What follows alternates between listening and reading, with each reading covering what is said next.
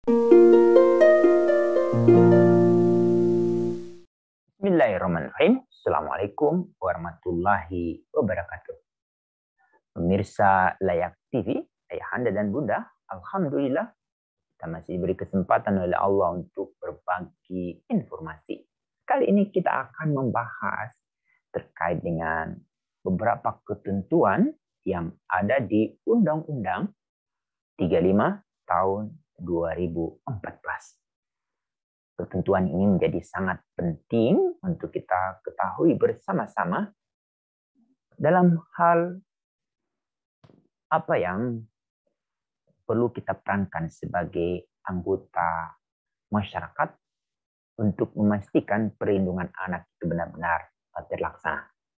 Nah, kita lihat dulu apa yang ada di Undang-Undang Perlindungan Anak ini.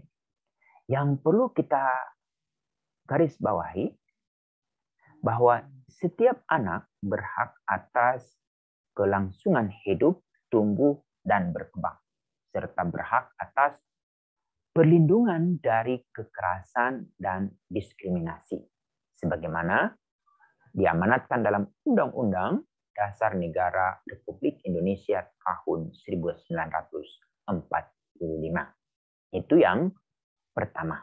Yang kedua, bahwa anak sebagai tunas, potensi, dan generasi muda, penerus cita-cita perjuangan bangsa memiliki peran strategis, ciri dan sifat khusus, sehingga wajib dilindungi dari segala bentuk perlakuan tidak manusiawi yang mengakibatkan terjadinya pelanggaran hak asasi manusia.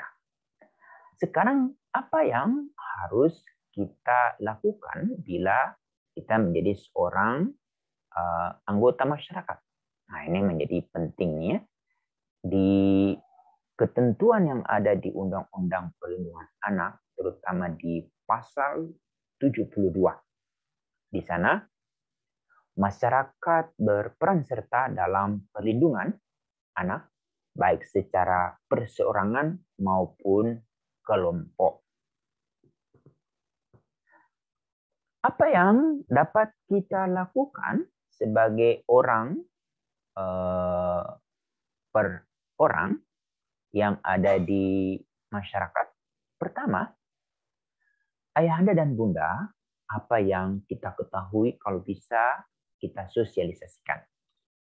Nah, untuk itu, salah satu peran yang dapat dilakukan adalah memberikan informasi melalui sosialisasi dan edukasi mengenai hak anak dan peraturan undangan tentang anak. Itu yang pertama. Yang kedua adalah memberikan masukan dalam perumusan kebijakan yang terkait dengan perlindungan anak. Jadi ayahanda dan bunda itu diberikan keluasan untuk memberikan masukan.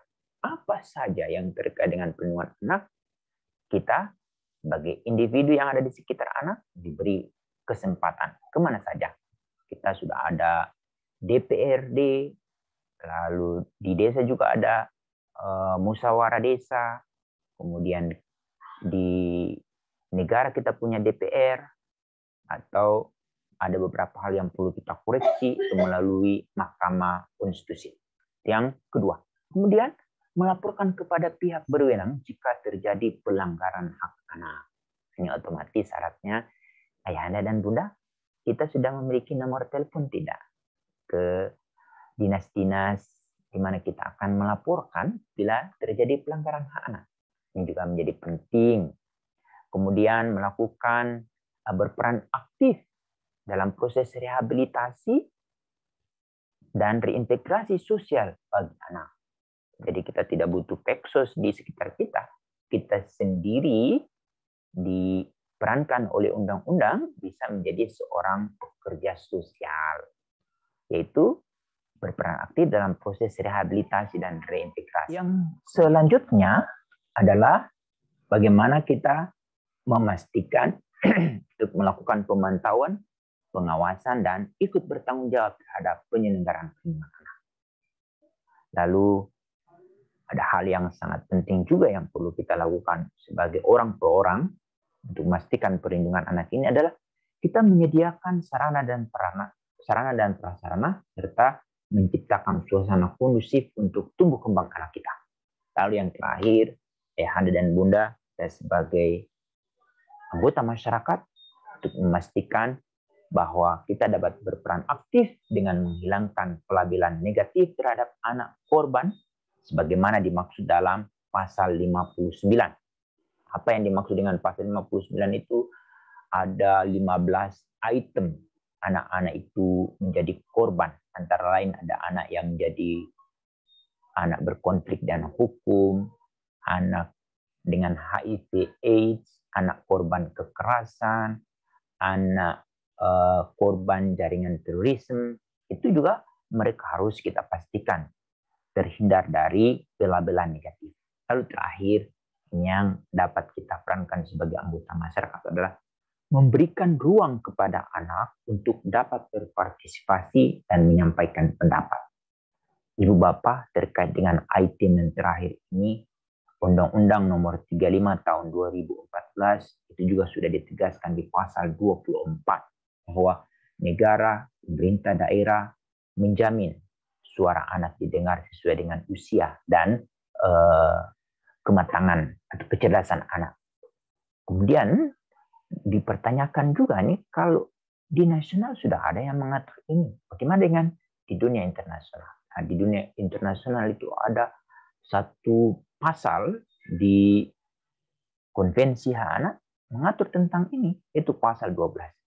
Lalu yang terakhir, kan kami ini selalu merujuk kepada aturan agama. Nah, bagaimana dengan aturan agama yang ada? Salah satunya itu di Quran, ada di surat As-Saffat ayat 102. Di sana seorang ayah untuk meminta anak harus berbuat apa, si anak itu harus diminta untuk berpikir, lalu kemudian berpendapat.